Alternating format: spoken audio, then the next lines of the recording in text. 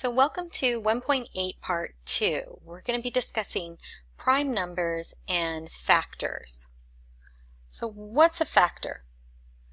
So a factor is if A and B represent integers, then A is said to be a factor or a divisor of B if it divides B evenly. That is, if A divides B with no remainder. So what's an example? So 4 divided by 2 equals 2. Therefore, 2 is a factor of 4. 12 divided by 3 equals 4. So 3 is a factor of 12. 5 divided by 2 is 2.5. Well, that's not an integer, so 2 is not a factor of 5. So in your textbook there's a definition of a prime number, and I'm not too crazy about it. So I've reworded it to hopefully make it a little bit more clear. A prime number is any integer greater than 1 that only has two unique positive factors, 1 and itself. The key is the integer has to be greater than 1 and it only has two unique positive factors. So 4 is not a prime number because it's 2 times 2. Those aren't unique. 4 times 1 is unique, but again, 4 can be broken down into 2 times 2, and the 2's are not unique. So I want to make it very clear that it only has two unique positive factors, 1 and itself. So here are a list of the first few prime numbers. And in fact, 2 is the only even prime number. All the rest are odds, but 2 is the only even one. 3, 5, 7, 11, 13, 17, 19, 23, 29, 31, 37, 41, and so on. And the primes never end.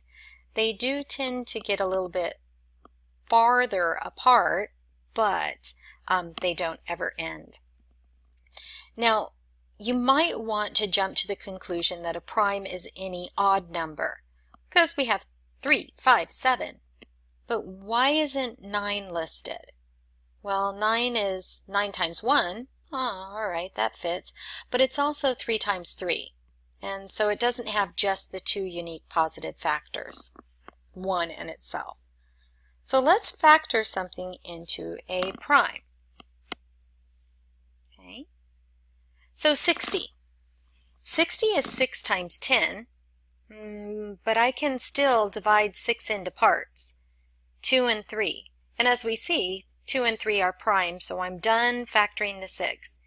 10 is 2 and 5, and 2 and 5 are on my primes list, so I'm done factoring them. So it's 2 times 2 times 3 times 5, and I just did it in ascending order. And since there are two 2's, I can write the 2 as 2 squared times 3 times 5.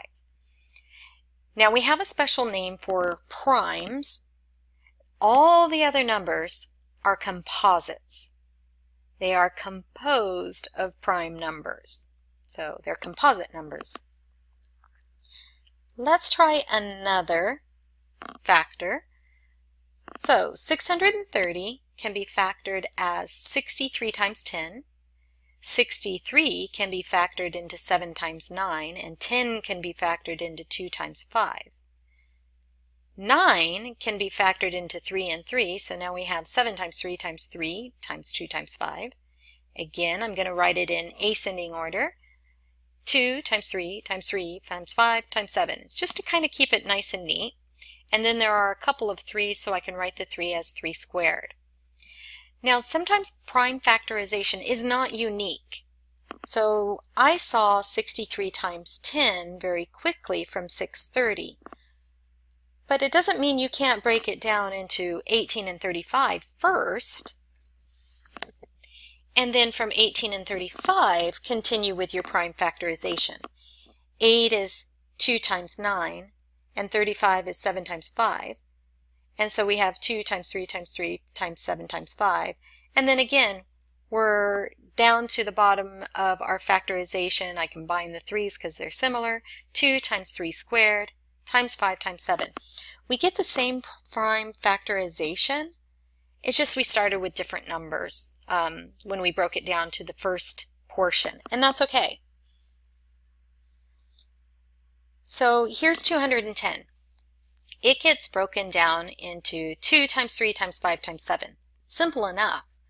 But from that one information, we know that 21 is a divisor of 210. Why? Because 7 times 3 are the prime factors.